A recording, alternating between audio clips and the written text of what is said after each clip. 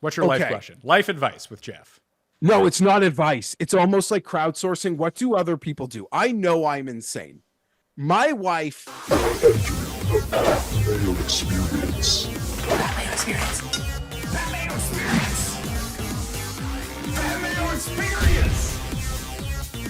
Experience. Welcome to the Pat Mayo Experience, presented by Underdog Fantasy. 3 tours in action this week. We got the PGA Tour / DP World Tour for the Scottish Genesis Open, which is going to be the primary focus of what we're talking about today. But we can bet all across the place. We have like the ISIS Kentucky Open or something like that. That's going on. The alternate field event that's in the mainland in continental USA. And then Valderrama for LIV this week as well, where Taylor Gooch is the defending champion. Plus, we're going to talk a little bit about the John Deere Classic. Use promo code MAYO at Underdog Fantasy. Right now, get yourself a deposit bonus of up to $250. There is a new draft, Geoff, for the FedEx Cup playoffs coming soon. Well, it's out right now, where I'm going to try to get a custom contest for us as well. I like this idea. That's how I would prefer to do the drafts, like a 3-tournament draft. That's what I like in terms of drafting.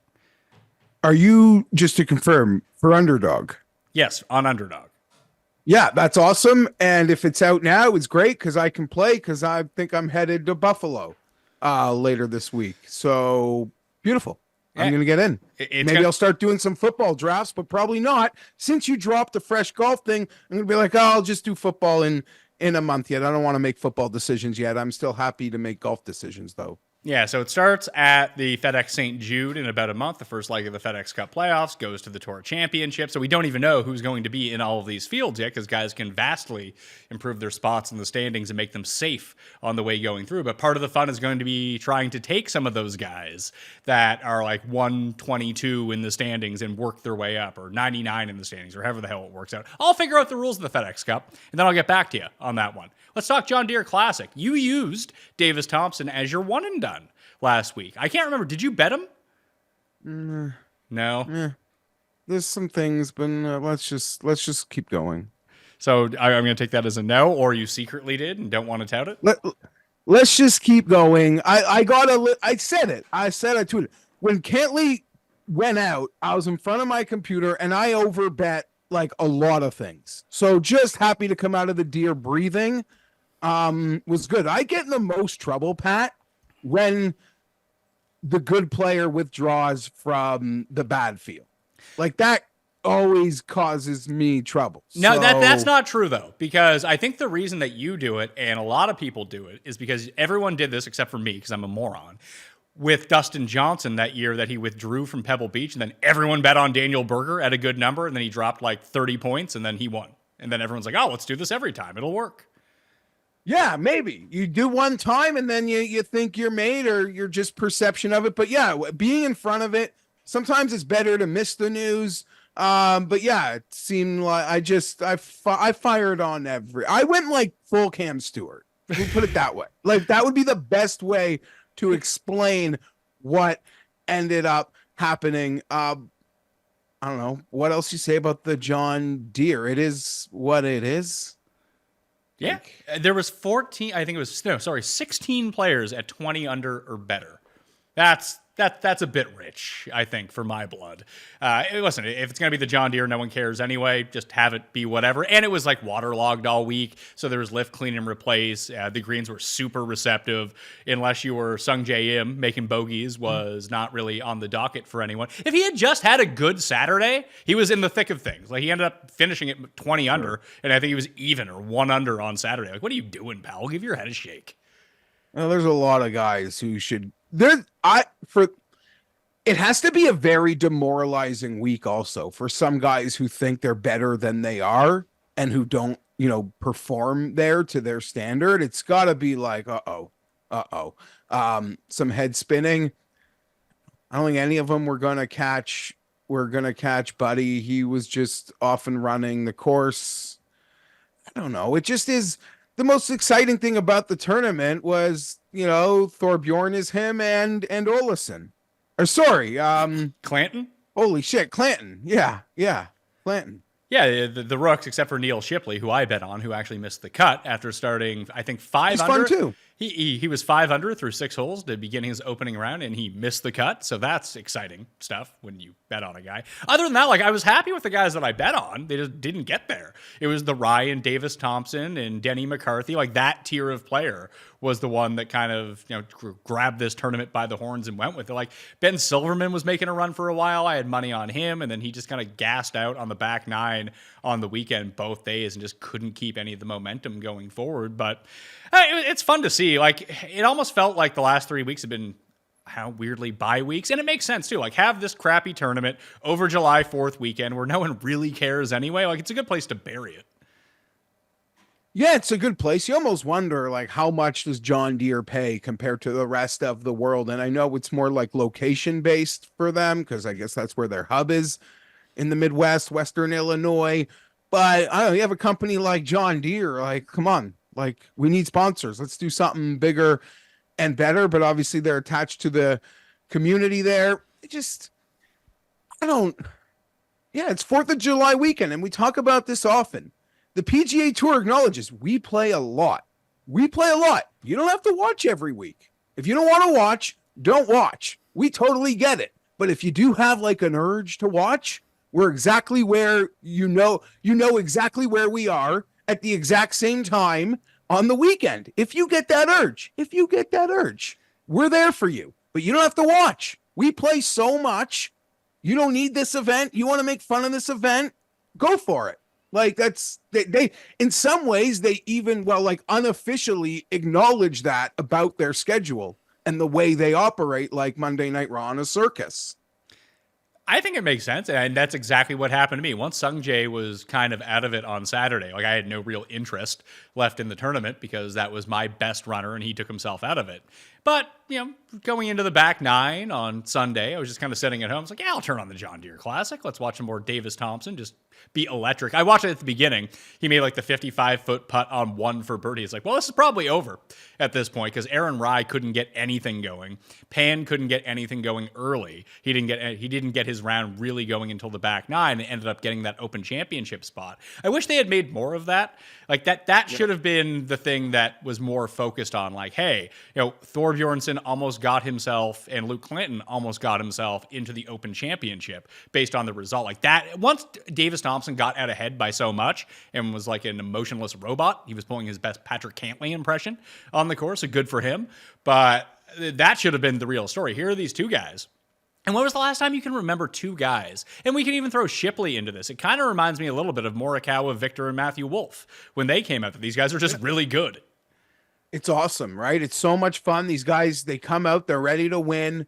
College and TrackMan and all of it prepares them to come out of that tunnel like they're playing college football, like CJ Stroud. Like, day one, you win. Like, it seems possible in all sports now, the way they're prepared before they actually get there, which is why we give such a hard time to the guys who are like 26 and haven't won yet, because so much of this new generation kind of can just show up and win, and on the biggest stage we saw it so much. I totally agree with you though, Pat. Ian Baker Finch should have been saved by the oh my God, Pat. There is nobody who I think is putting his foot in his mouth more. He doesn't even know what the score is. I'm not even just talking about this week. But instead of trying to compare Davis Thompson to Scotty Scheffler, the broadcast should help you out and just let's talk about this amateur battle for an open spot. But we hyper focus on the guy up 6. He's playing great. He's incredible. You saw it the 8th or 9th hole. They said how many feet of putts he hit.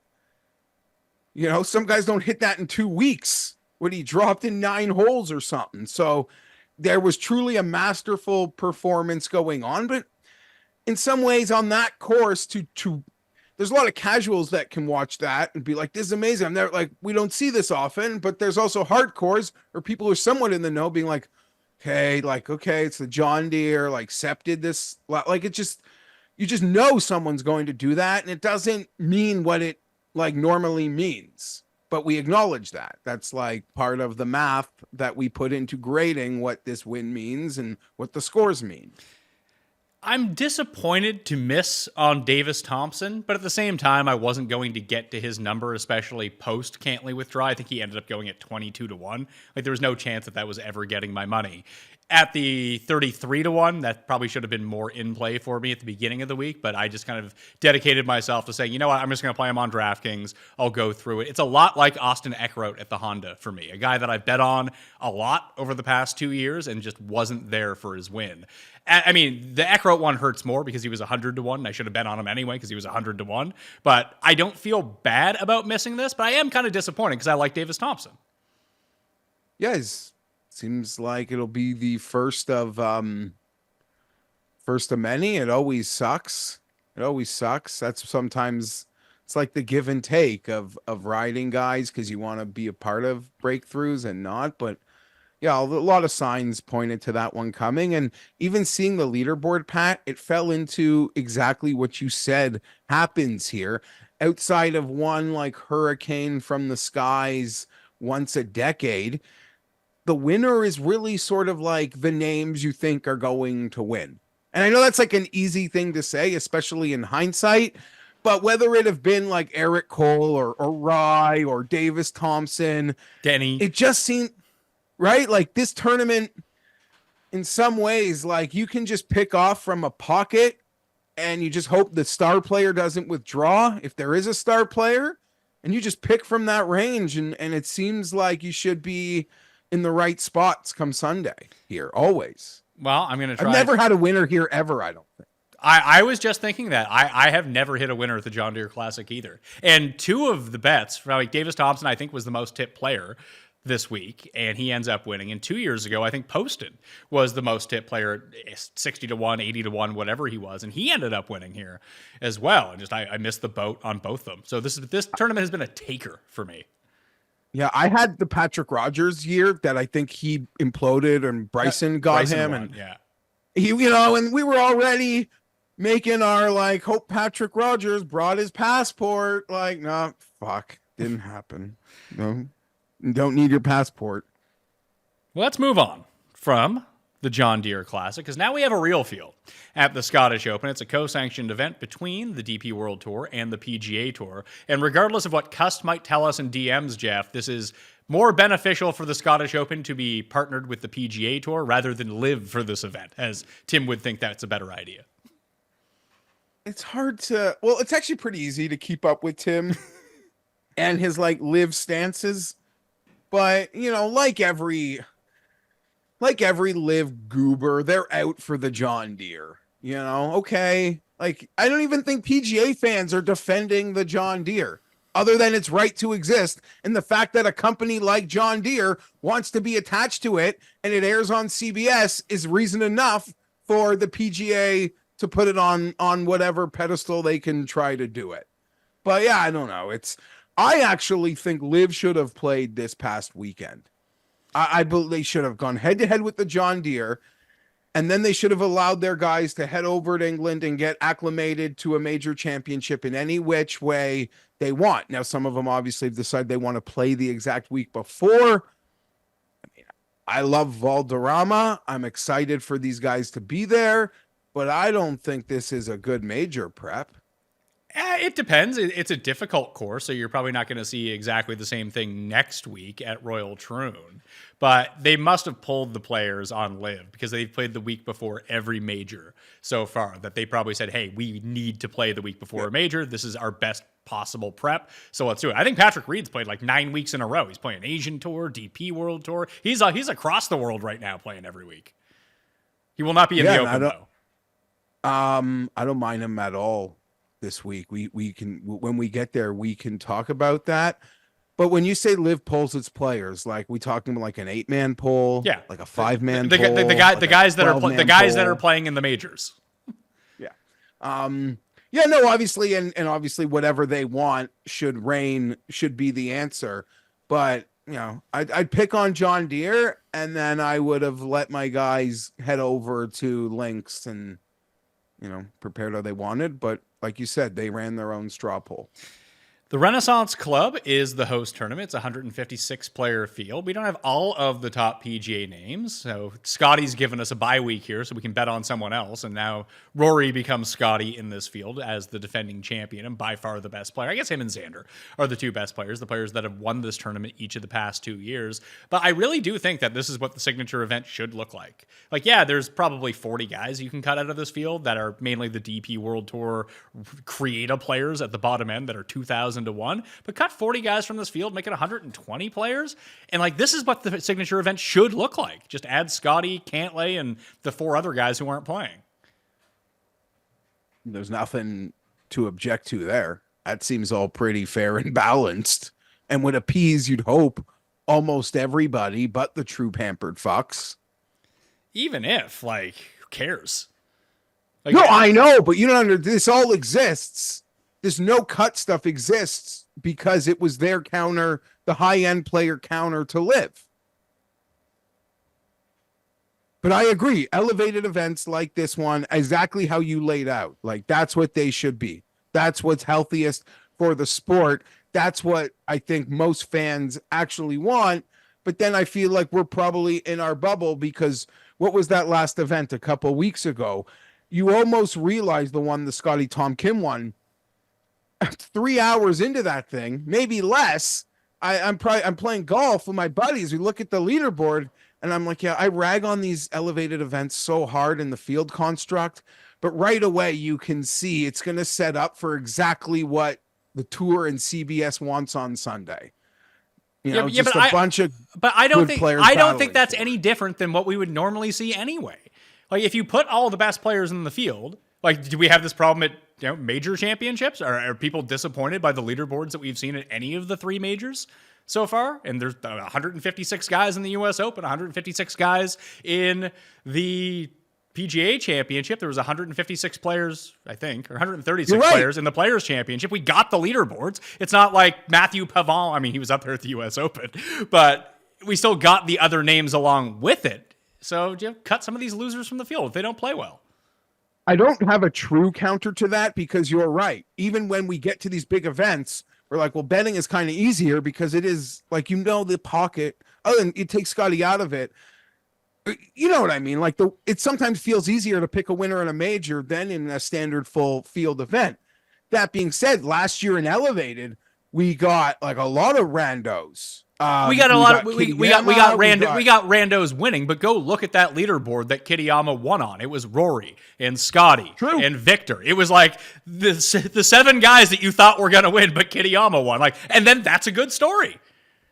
When it is like the David beating a couple of Goliaths that like none of our, some of our parents haven't heard of. You're right. That makes for a equally sometimes compelling. Yes, I had a Jaeger ticket, but I thought in some ways, isn't it like fun? Part of the player being great, whether it was Tiger or any of the tennis guys, is sometimes when like the David gets into the battle with Goliath, and that's its own compelling, TV. Like when the Titans go up on the Patriots, you're like, okay, this will be fun today. Well, but in the end. Well, maybe it's because it sticks out in my mind, but think about all of the major championships from 20 years ago, whatever it might be. Like, all the Tiger ones kind of bleed together. You know which one really sticks out in my mind was... Rocco? No, I mean, there's the Rocco one, yeah, because he went head-to-head with Tiger and ended up losing. It was Y.E. Yang beating Tiger at Hazeltine. You're right. And then Rocco and I think it was Bob May, the PGA Championship, whenever Tiger did the point in the playoff. That must have been so exciting, like this true David versus Goliath. You're right. Those do have their own compelling ways. And it's also fun. Won't be fun for me, but when you get these great players like a Scotty Scheffler or last year Brooks Koepka, these guys with majors in their pockets, and they're like stiff-arming Victor Hovland, like, no, you're not breaking through on my watch, buddy. Like, as much as that sucks for my Victor bets, that I think makes for great TV. The superstar stiff arming the guy we want to see, or like, the guy or whoever it be you want to see break through. You can interchange whoever you think that player should be. But yes, back to, to go full circle, you're right. How you laid out what elevated events probably should be, I would agree with that sentiment.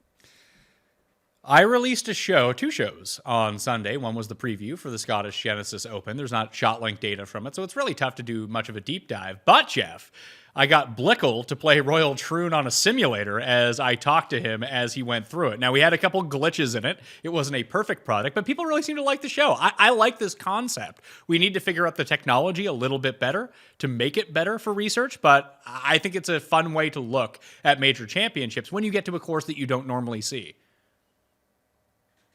I just saw, I hadn't had a chance to watch that one yet, but when I guessed what you were doing, off stage, I thought that was a pretty cool idea, and I'm fascinated. I'm a big fan of Alex. Yeah, so if you want to get a sense of what Royal Troon is going to play like, you can watch that. Like I said, it's not perfect, but the concept, I think, is really good, and people have responded really well to it so far. But let's get to the top of the board at the Scottish Open. Rory is the betting favorite. He's 6.5 to 1. Xander is 8. Then it's Ludwig and Morikawa at 14. Victor at 20. Tommy at 22, who has a top 10 finish each of the past 2 years at this tournament and lost in a playoff to Aaron Rai when this was only a European Tour event. Hideki and Tom Kim are 25 to 1. Then you got Min Woo and Justin Thomas both at 30. There are better numbers in the market on a lot of these guys, but this is what we're going with for the moment. Fitzpatrick is up there as well as the other name, the 11th name on this list. Does anyone leap out to you right away? Because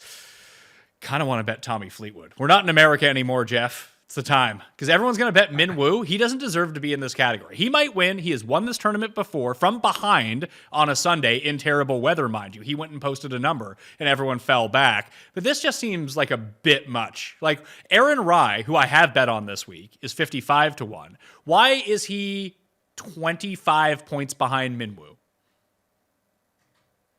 I mean, Min Woo won here before.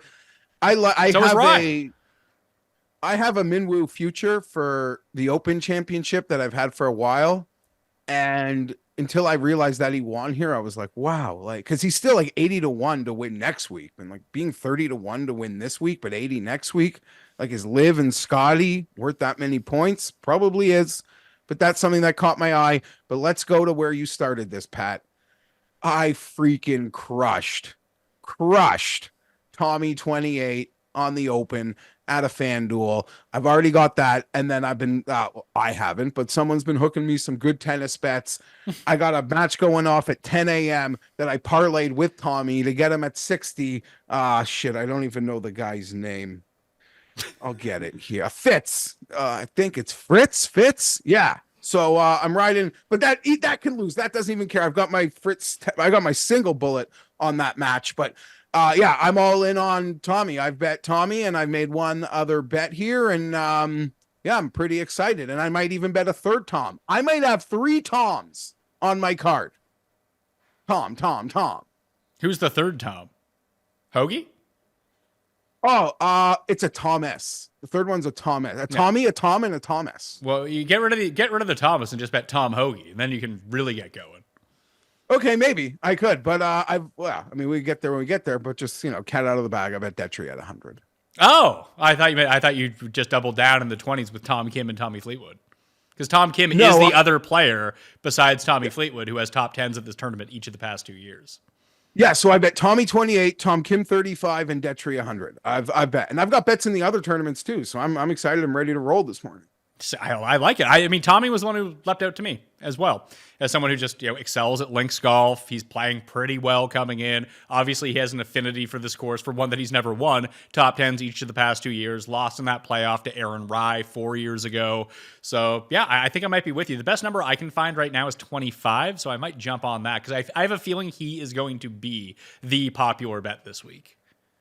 I can sense it, because the 28s crashed to 25s, which crashed to 22s. So if you can get that 25, still, Pat, I wouldn't stare at it much longer. It's a boosted bet. It's a boosted bet right now on 365. They're offering from 22 up to 25 as like one of their specials, which is okay. And that's not like an enhanced. That's a boost, which is not good. I do not bet 365 got wind. The internet's betting Tommy. Let's juice him up for these suckers. They'll walk right in. I'm one of them. But the thing is, I'd be there regardless. It's like you non-Tommy people coming in thinking that you're going to get some gold. The leprechaun will not be finding it, but I'm still betting it. Well, there's other players, like, I thought Hideki's odds were kind of curious.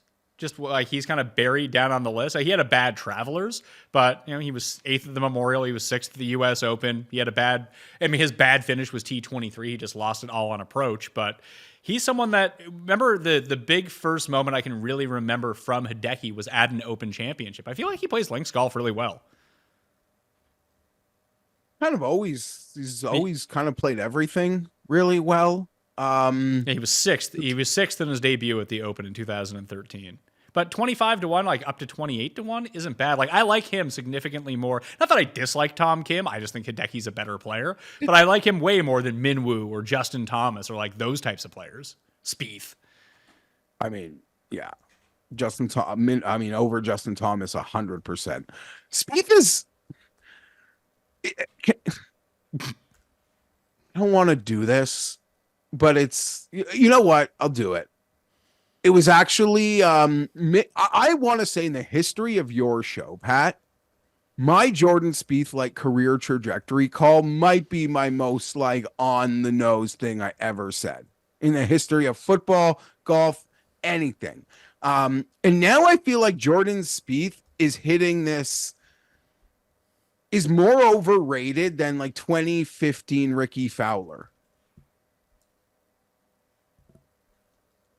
Continue. I'm just trying to think of who's the most overrated golfer we ever encountered, like in any moment, even if it was a good golfer. I think like it's hard to argue that it's someone other than like mid 2010 Ricky Fowler's. Or am I right? Like I agree with you, because I mean, even the point that we were making in 2015 and 2016 was Hideki was a better player than Fowler, but because Hideki didn't speak English and he does wear the super bright colors now. He wasn't wearing the highlighter markers at the time, but Ricky was, and just Ricky was a fan favorite, so he was half the odds of Hideki every week, which made no sense. Yeah. That's all. I didn't mean to turn this into anything on Spieth, but I get it. Like, people love him. He's marketable. Like, he's still one of the faces of the tour. You do what he did. Like, there's people when Spieth did what he did, it wasn't us like watching golf for the first time, kind of. And I could imagine to people who were watching golf, like those are almost their first memories of golf is like some vague Tiger stuff from before that, with their dads and uncles. But this Spieth stuff was like their first memories of like truly betting or watching golf. Like, that's got equity that you'll never take away. And I could see why, that rolls hard for some people. I apologize for getting even more off track. And I know like this is all about betting, but I can't do this without having a small discussion on Rory. And, it's the first time we've seen him. And yes, like when we recorded the morning of the Travelers, I thought he'd be there. Like, not in terms of talking about betting, but I thought like he walked away from the media. He didn't owe us anything, and he'll just talk to us with all the time we need at the Travelers. And obviously he got golf sad and he bailed on the Travelers, and he's here. And I imagine there's going to be he's going to have to give the full throttle. He's going to have to spend more time at a podium than the American people want out of Joe Biden, who for a one-on-one, not a one-on-one, like a gaggle. That's what the people are asking for. Rory's going to deliver it. I think it's a comfortable setting for him, because I went back and watched all last year's tournament. And even though, yes, the crowd was around Bobby Mack being Scottish and trying to win the Scottish Open, but people were still cheering on Rory when he won too. Like, Bobby Mack is the hometown guy, but Rory is the superstar over there. Yeah, so I was upset. And I was upset that Rory left the Travelers, almost not so much to do with the US Open, but because, as I stated, why I thought he'd be at the Travelers was because, that elevated schedule, the format, the no-cut events, it piggybacking majors is truly of the design of Rory McIlroy and friends. So that was my criticism. All that being said, I remember our friend Eric Patterson wrote an article the next day or two later, which I totally agree with. Rory owes us fucking nothing. He doesn't owe anyone anything. He's given everyone everything, in my opinion. And maybe I'm a true apologist in that regard. And I get it's so polarizing because last week, Bhatia 3 putts from 30 feet, and he is just honest and forthright and gives the media all his time and talked about how that hurts. And the media are like, oh, you see, like, why couldn't Rory do that? And on the surface, that's true, but I think it's really unfair because there's no scar tissue with that 3 putt from 30 feet. You know, when Rory gas canned it at the Masters before he won anything else, there was no scar tissue there. And he picked it up quickly and he got on his roll. Now it just kind of feels, watching Rory go for 5 kind of feels the same way as like trying to get Sergio number 1. And I think he's going to play amazing this week, and it'll turn up that machine again next week. And while I won't be a part of it betting, I truly hope he can answer the bell. Unless it's against the guy I bet on. I mean, that's always been my thing with Rory. Like, I don't recall the last time I bet on him at a major. It's been a decade, maybe. So I've really dodged that bullet. Not that I'm hitting other winners at major championships, but I will be happy when he wins. I don't win at major championships anyway, so might as well see Rory win. I just kind of prefer he wins the Masters at some point soon, and then we can just not talk about it anymore. I totally would agree with that sentiment. And I've bet Rory the last 2 times I bet Rory in the majors, they were both second places. One was fake because he like held out in that bunker at Augusta to get like a T2 on the Scotty first win, I think it was. Mm-hmm. And then obviously, you know, a month ago, that was just such a fucking kick in the nuts. But so to the mid-tier options at the Scottish Open, in full disclosure, while you were ranting about Rory, I bet Tommy Fleetwood at 25-1. So I'm in with you. Let's go, Tommy, this week. The mid-tier... Not America. Like you said, it's not America. That's really just the case. He's played well here. It's not America. Even in Canada. He can come to Canada and you know, tease you to think he can do it, but not do it. So everywhere. Middle East, everywhere. Just not mainland USA. 3 names stick out to me. I bet Aaron Rai at 55-1. Again, he's a former winner here. He actually had he came 7th at the John Deere. It was actually his worst tournament in some time, but he gained almost 9 strokes putting. For a guy who can't putt, he's starting to pile up the good putting weeks, but it was the first time he gained fewer than 4 strokes tee to green in 3 months. He only gained 2.8. So the driving was off, the approach was off, the chipping was off, but the putter really did bail him out. But we did see that kind of revert a little bit on Sunday until very late. The approaches were off on Sunday. A lot of that was just a bad Sunday from him. But I thought those odds were pretty good. Like, I think that, I don't know if he's better than Minwoo. I think Minwoo's upside is much higher, but I think at this present time that Rai is playing better golf. So I'm not going to miss out on Rai it's probably unfair odds, but it's still good enough. So he's 45. You can get him up to 55 in some places right now. So there's him. I thought Sahith's number was kind of wild. Like, you can get him as high as 50 at the moment. Like, if this was a month ago, he would have been 20-1. Yeah, that's fair. I think you always, even for these good young players, Pat, or American players, I feel like you always get a bump when we come here. If they haven't shown any sort of links golf performance or any kind, or some might not even have any experience. We all know the Morikawa situation of a couple years ago, but also what happened, like there were bumps involved. And by bumps, I mean odds bumps. So that's how I would look at that. I would say I know you bet him to win next week, so I would absolutely just get on him this week. I didn't. I bet Bhatia next week. Oh, sorry. Okay.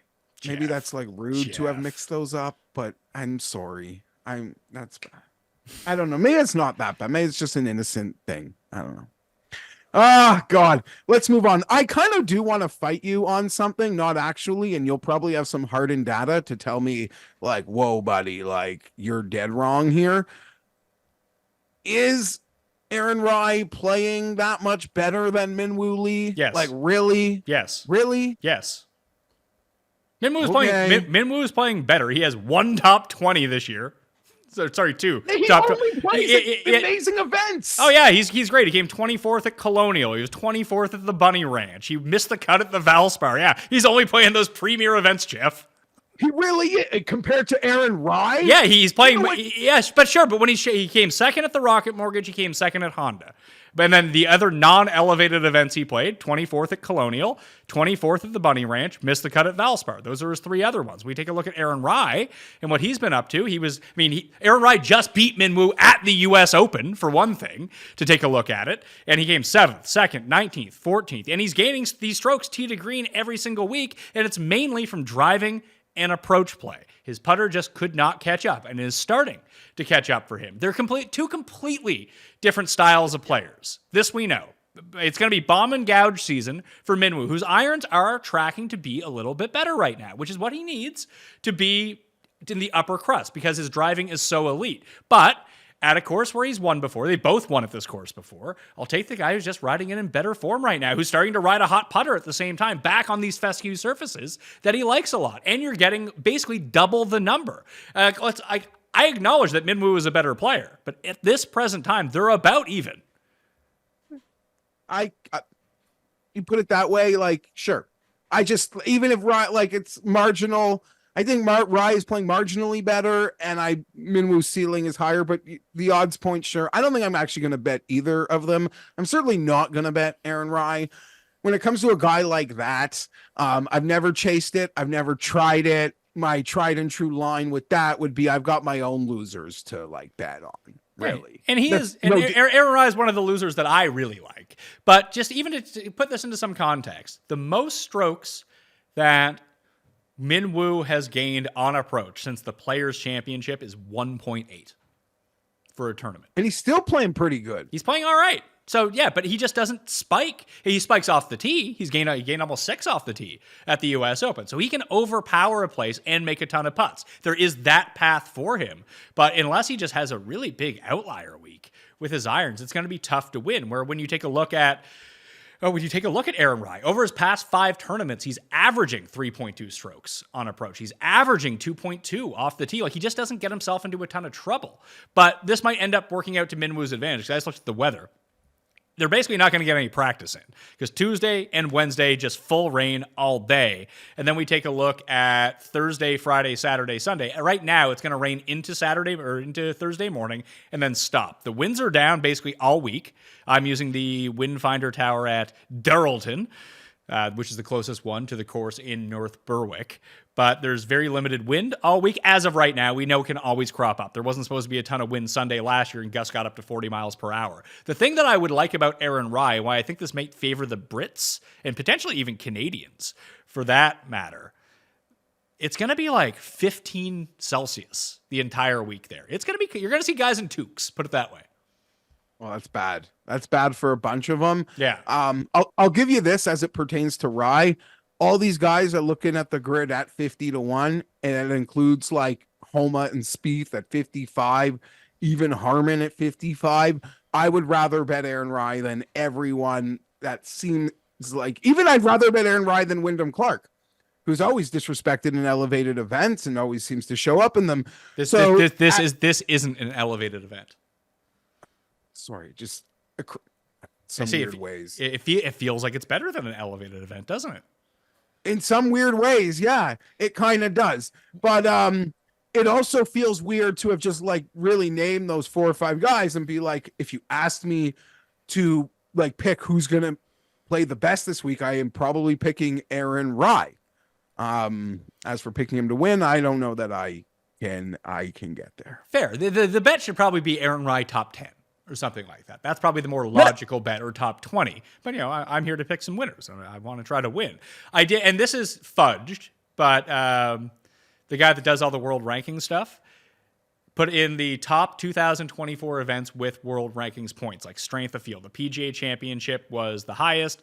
The Open Championship is projected to be the second highest. The Players was third. The U.S. Open was fourth. The Scottish Open is fifth. It's ahead of the Masters. Incredible. But that's unfair because the LIV guys basically don't have world rankings points anymore. So the majors are getting hurt because of that. Yeah, that also makes sense. Also worth noting, in defense of LIV, the system is so fucking broken if Tom Kim needs to be a sponsor's invite. Yeah, I don't understand that. Minwoo doesn't get into the Travelers, but like straight jabronis get a play. Like, so the system in defense of LIV, the system is so broken. Whatever it is, it's so broken. I don't understand this Tom Kim thing though. Like he's top 20 in the world rankings. Doesn't that make him automatically qualified for every tournament? I'm really not. I don't have a clue. Like I don't have a clue. People could think I should have the patience to figure it out. I do not. All right. Well, back to this. I bet Rye at 55. So I have Tommy at 25, Rye at 55, and I bet on Hollywood. Tom Hoagie at 90-1 with 8 places. Okay. I probably got to bet Hoagie now just because like it fits with the Toms. Are you going to go to Tom as well and just binge Vanderpump at the same time? No. And Baroff is telling me he's betting Tom McKibben. Oh, of course he's betting McKibben. Like I mean, that's probably not a bad look this week, actually. McKibben's been pretty good. Yeah, I'm seeing it as high as 100. Now, I ended up betting on Jordan L. Smith, coming off his second place finish in Munich last week at 125. Good links player. Is Southgate in this tournament? Because I'd bet him too. Oh, he is. He's 300-1. All right, let's write that one down. Southgate. It's coming home, Pat. What's coming home? That's the England coach. Tim said no chance. It's coming home. They got the Dutch coming up. The Dutch are going to run train over the Brits. Sorry. I don't actually know anything Neither. other than Canada, man. Woo! Yeah, great. Oh, it's fun. It's cool. Meanie's buddy is the man of the match from Kentville, Oh Nova yeah, Scotia. we have a guy. People probably have no idea, but the guy on our team, we got to call him the Maritime Messi. Like those are the nicknames we toss around here. It's funny because when I saw Maritime Messi, I thought it just said the Maritime Mess, which I thought was a much better name. Which reminded me, the guy was some sort of drunk or something, which would track being from out here. Which reminded me when I was younger, and we had a buddy who was like fucking amazing at baseball, like amazing, could level up. You know, obviously, like to a certain point, but like for a while there in high school, we called him like the Jeter of Jews. Jewish Jeter? Yeah, the Jewish Jeter or whatever. Like, it's incredible. Oh, good time. Southgate, yes, it'd be a fun breakthrough. I mean, you'll find other ways to bet these guys, I assume. Oh, yeah. But Don't be. I'll probably play it with the 10 places, just like I played Wacky Valimaki with 10 places. He was played well at this tournament, coming off a pretty good John Deere. Southgate, T4 at the BMW International last week. Let's go. He's back, baby. He lost me that bet. He lost me that bet with Cuss last year at the Open Championship. I had Southgate versus Alex Fitzpatrick. Remember, I think Southgate came like 19th and Alex Fitzpatrick came 10th. I never bet this guy, and I sometimes don't but Benny Ann, he's just so good, and he just took a week off. He had the tummy ache or something a couple weeks ago. Yeah, he was first. He shot 9 under in the first round here last year. Seeing it as high as 66. I think he's a pretty good bet. I ended up, is that like, besides, I saw Dietrich's down to 90 now, so I guess he would be technically a part of this range with you, although you got him at the better number. So for you, it's like the Toms and the 3 Toms. That's it. Right now, it's Kim, Fleetwood, Kim, and Dietrich. But I'd love to do something more. If someone could talk me in to like like another good player, I'd happily oblige. All right, so let's talk some let's talk some long shots in. I bet on Fox. Fox is an amazing links player. So why not get him back on a linksy style course, although it's not like true links at the Renaissance Club. He's actually playing like sneaky good golf, except for on Saturdays. He's suffering from Tommy Fleetwood syndrome right now. Let's get him back in Europe, although he's not European. He's a New Zealander. He's a Kiwi. But he's played really well in Europe. He's won the Irish Open before. He's played really well at these links courses. I mean, I don't know if he's played in Wales before or won there, but he's won in Ireland. He's won in England. Now he can win in Scotland. He's 100-1. I thought he was a pretty good bet here. And I might bet Nikolai Højgaard as well at 100-1. That number's just way too big for another guy who beats up on links courses. And just remind me, Nikolai was the one who played in the Rocket, or no? It was Rasmus. No. Rasmus is playing on the DP World Tour. It's Nikolai who played in the Rocket Mortgage. Yeah. Okay. That's the one I like. Yeah, he's 100-1.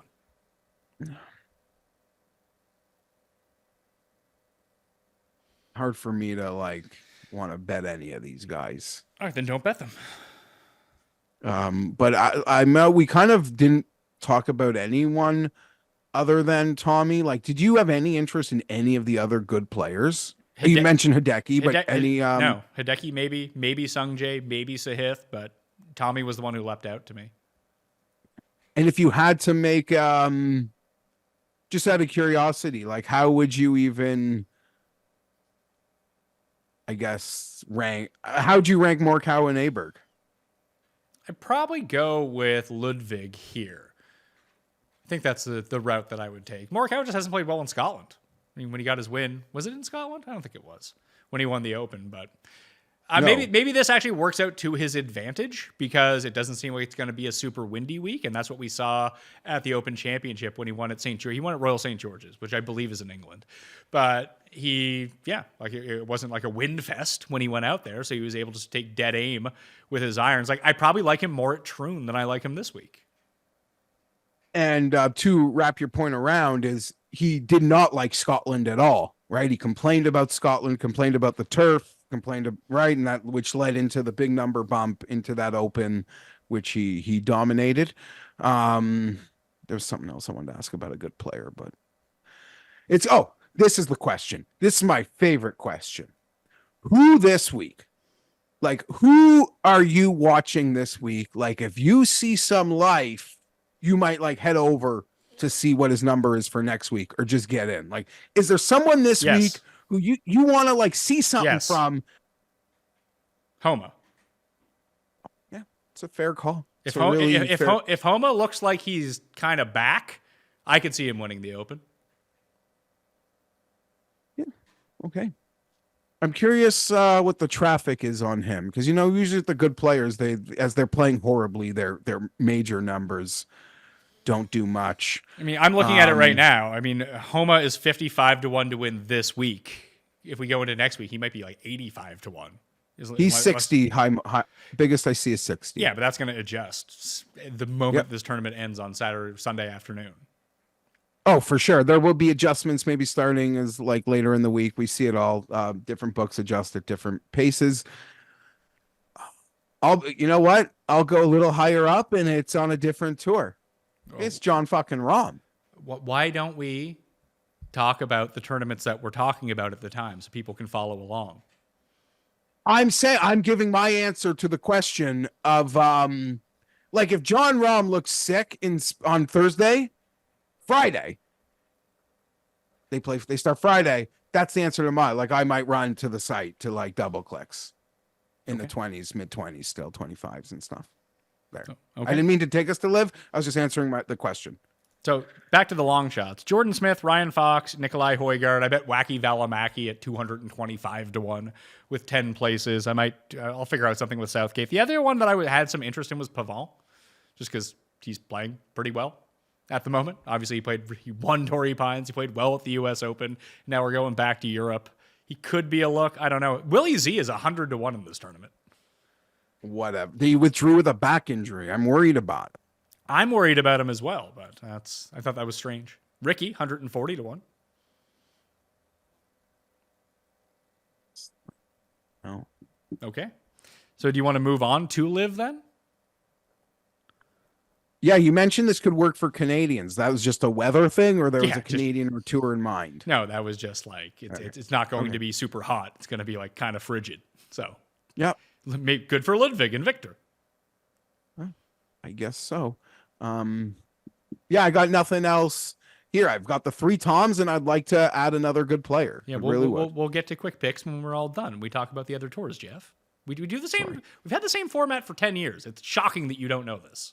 I don't know. We're moving on. You had a lot more suggestions or picks for the Scottish than I. Okay. LIV. Let's talk LIV. It's in Spain. It's at Valderrama. And I have some notes here for you. Where the hell did it go? Gooch won last year on the Range Goats. El Torque GC, or just Torque GC, won the team championship.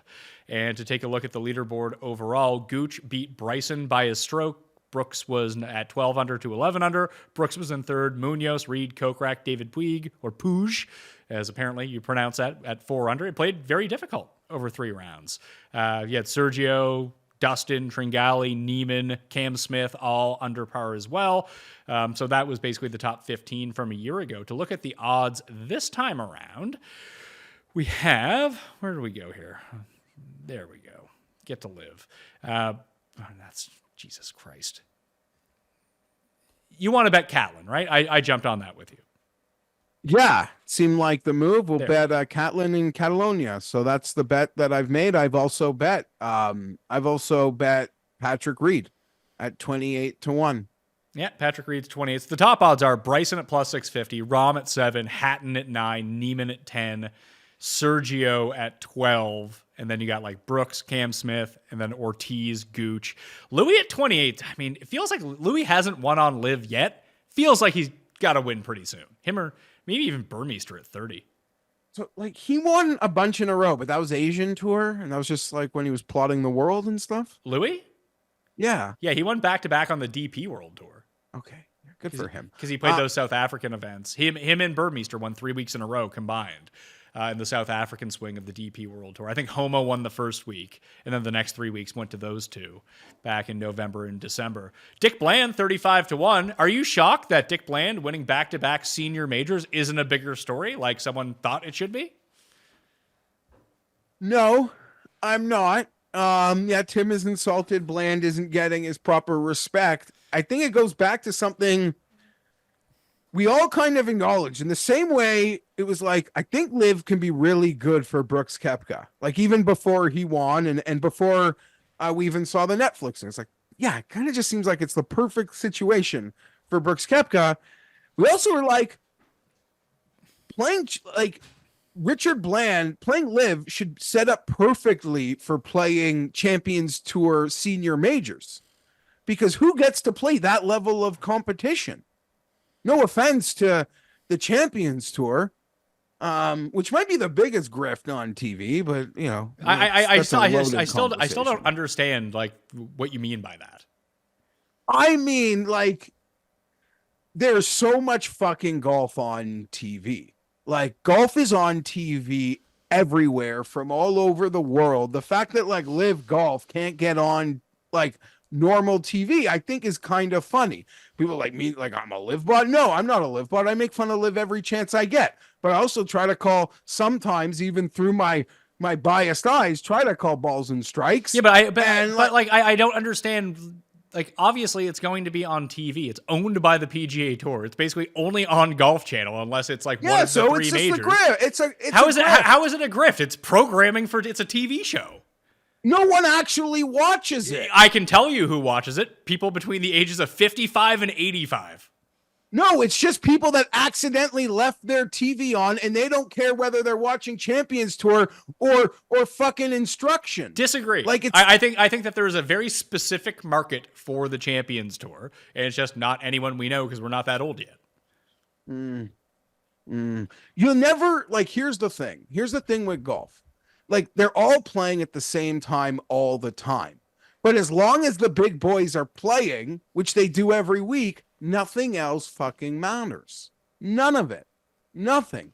It just suffocates the life out of the entire ecosystem. And I assure you, this is not a comment to be like, make room for LIV in the ecosystem. It's more like, in some ways, let, senior majors breathe, let women's majors breathe, let USAMs breathe. No one wants to watch this, but the thing is, you're lumping Champions Tour in, like, people are lining up to watch the fucking LPGA. Give me a break. No, I'm not. I don't think anyone is watching it. Part of the problem is it's all just gets suffocated by the big boys. Like, the big boys will not take their foot off of the pedal, and that's fair. We've talking about how that works for them. It's just, it's rigid. And I'm just saying, in some ways, I don't think, everyone talks about like growing the game. I don't think anyone's actually grows the game in some weird ways. All this to wrap around to say, when you get to play against Brooks Koepka, Bryson DeChambeau, Cam Smith, and whatever other elite LIV golfers I am forgetting about, and then you get to go play Champions Tour majors, No one is better prepared or playing a higher level of competition than Dickie Bland, which makes you wonder, which makes the Majestics retirement community even more polarizing. Well, the funniest thing about the cuss comments about Bland, how this should be a really big deal, and the only reason that it isn't is because he's on LIV. He's like, when was the last time that anyone won back-to-back majors? Like, Stricker did it 2 years ago and no one fucking cared. Yeah, Langer's probably done it 7 times. Langer at one point won 5 of 7 senior majors and no one cared. Yeah. I don't know what Tiger, I mean, like I said, Tiger, I believe at some point he will play on the Champions Tour because he likes to compete and he'll like to play against his friends, and they should name the tour after him. Sure.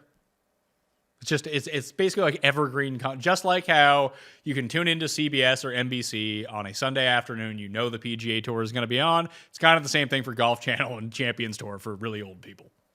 Yeah, I'm telling you, it could be a negative EV operation.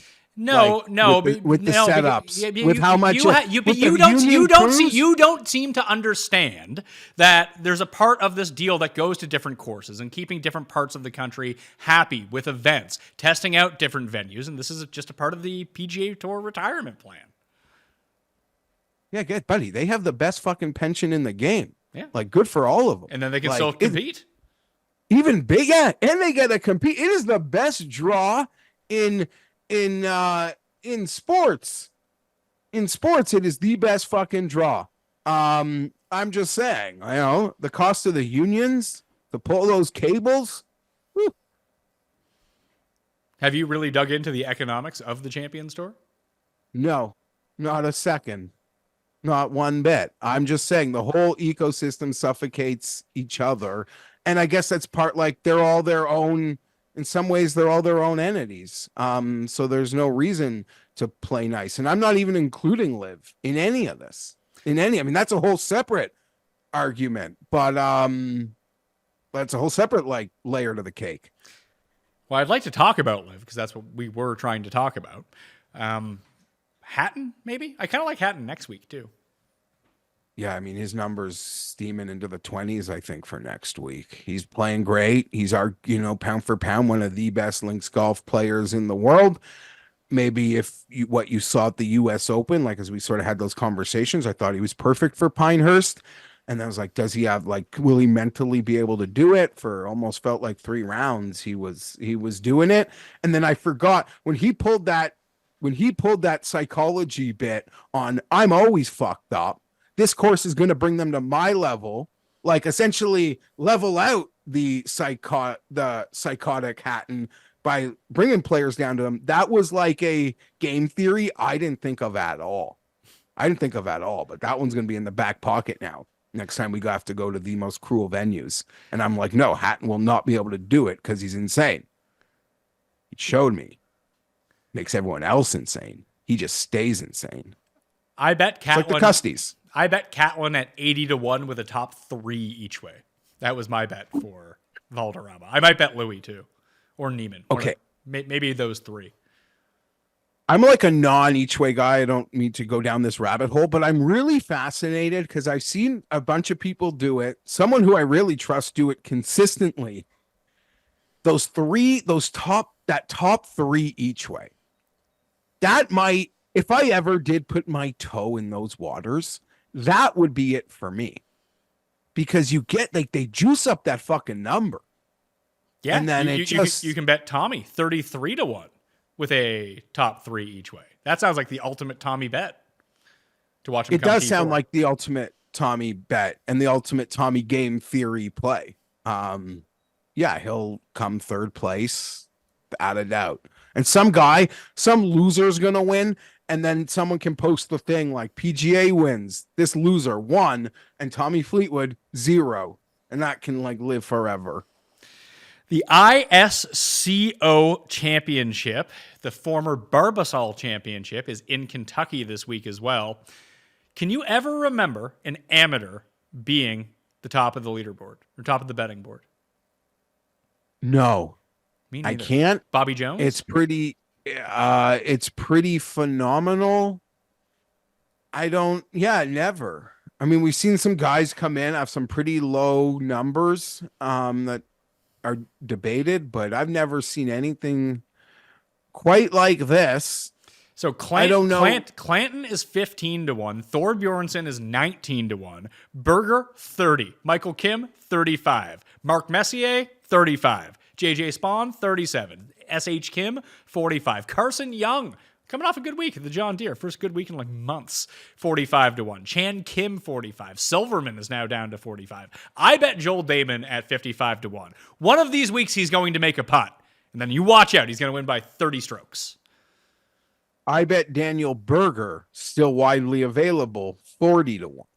Why? Why do people keep betting on Daniel Berger? I don't understand this. What has he done since he's come back to play on the PGA Tour? What has he done? What have any of these fuckers done? At least some of them like pop stats every now and then. Sure, Like Carson Young. Like, sure, listen, I'm not betting Carson Young, but I venture to say like. But I'm just saying, what have any of these guys done? Nothing. Berger has 0 top 20 finishes since returning. I don't care. I don't like any. I'm not betting on. You're betting on Berger. You're betting on the third favorite in the tournament who can't fucking compete. He has one. Sorry, he has one top 20. I don't care. He's 40-1. I love, like, it was that Myrtle Beach event where the favorite was 28. I love a board like that. I love that. Doesn't mean I'm going to hit it, but that calls to me. So, yeah, Berger 40-1. I bet guys play good, and I'm not betting fucking Ben Silverman. I don't give a shit. Neither I'm am I. not betting David Skins. I don't give a shit. I don't know. I might be betting Nick Hardy at 65-1. Like, am I supposed to pick Alex Smalley? Like, I don't know. Maybe you love betting on Alex Smalley. I used to, but I don't like exactly. So I'm just, if I said there's no good answer I could have given there. Like, I mean that. Like, I said I'm betting Daniel Berger. If I said I'm betting someone, no, you'd be like, why the fuck you betting that guy? I don't know. Like, this fucking field, if you believe in any of these guys have a pulse that at some point can win or will win, you just got to play them here.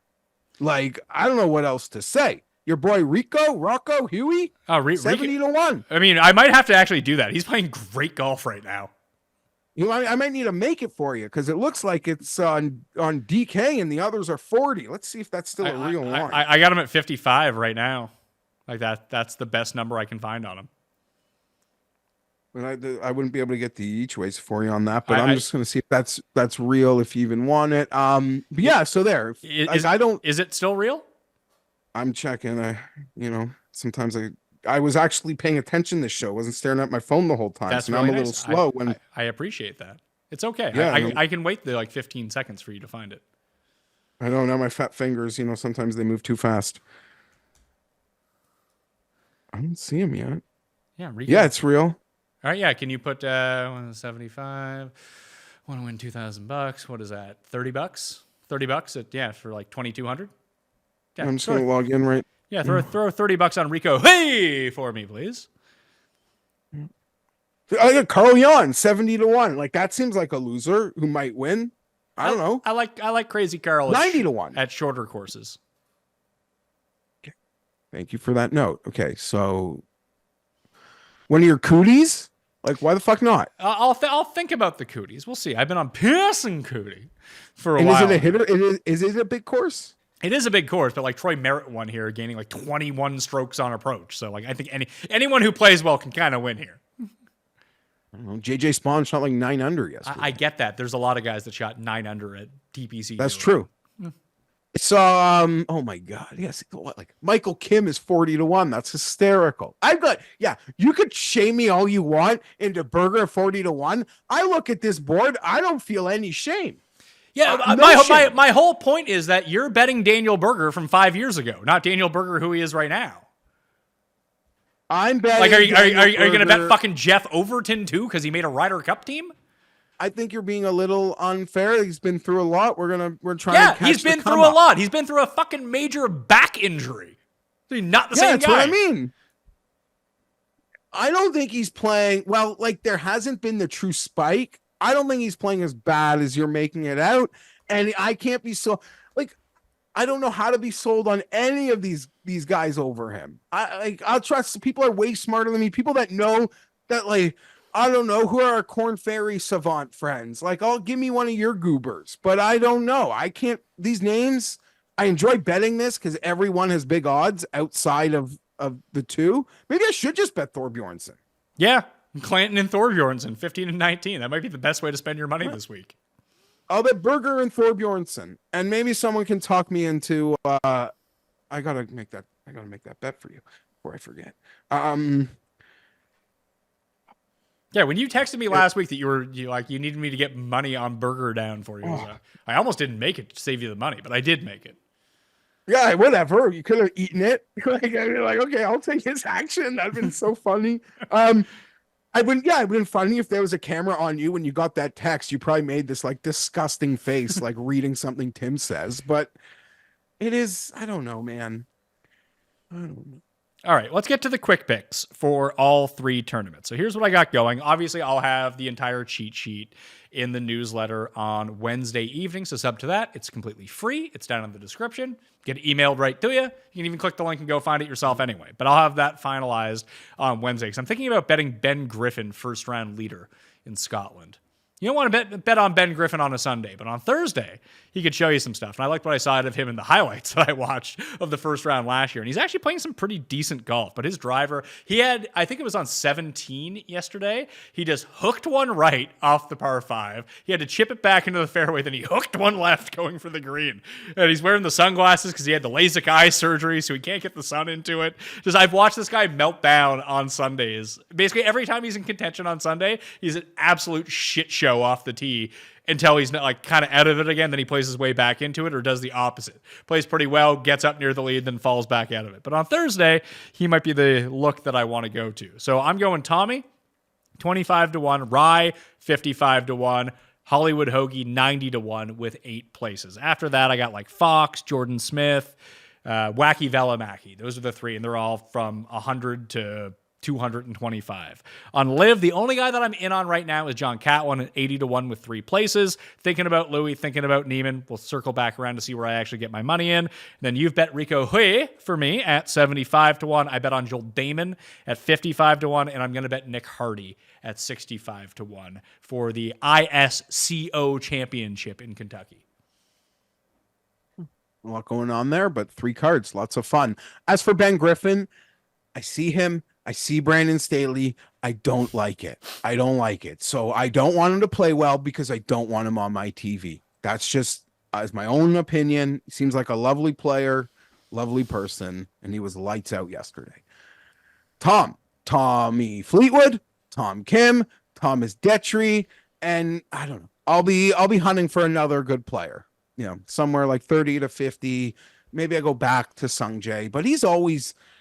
It doesn't matter what he's doing. He's got a moment or two in him. He hit a drive like 120 yards this week on a par 5. Who? Must have Sung Jae. Oh, yeah. It's like the 17th hole on Saturday, I want to say. It's like 15 handicapper out there. Okay, yeah. So those, and talk me into a good player. LIV. Catlin, Reed, and I could honestly maybe get the courage to bet Rom. I believe it's like 9 or 10-1. But right now it's Reed and Catlin, and then Berger and Hui. Those are the bets I've made, and maybe that's a Thorbjorn, and it's a 3-pack, and then we're done. Michael Thorbjorn is him.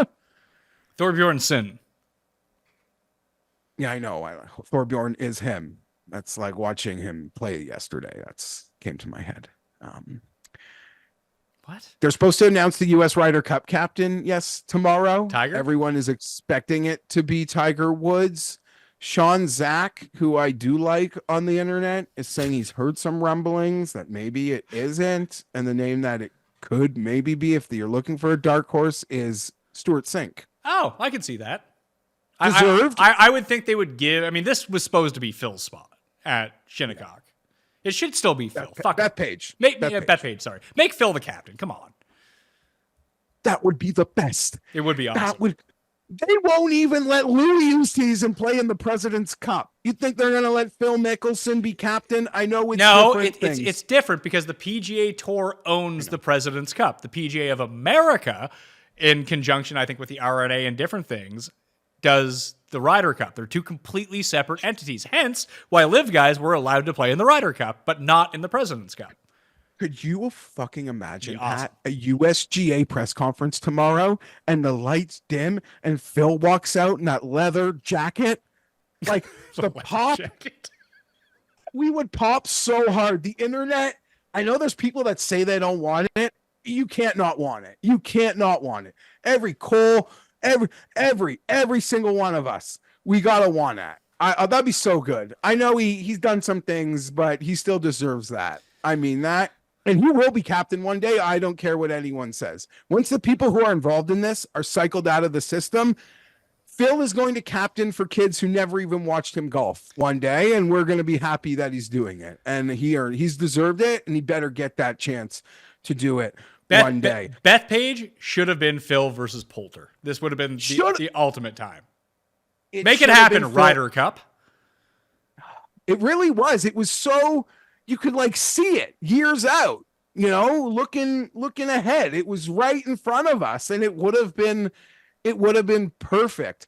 My buddy was just in New York, got a time on Bethpage, and he said the caddy who he was with, he said Dodo was there the other day, like just doing all the scouting as Dodo does. Well, Dodo's the analytics man for Team Europe.